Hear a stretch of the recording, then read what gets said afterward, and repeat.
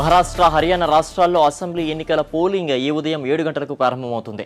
సాయంత్రం 6 గంటల వరకు ఓటింగ్ ప్రక్రియ కొనసాగుతుంది. మహారాష్ట్రలో మొత్తం 288 స్థానాలకు గాను కాంగ్రెస్ అత్యధికంగా 287 సీట్లలో పోటీ చేస్తుండగా బీజేపీ కూటమి 280, శివసేన 282, ఎన్సీపీ 278, ఎంఎన్ఎస్ 219 స్థానాల్లో తమ అభ్యర్థులను పోటీలో నిలిపాయి.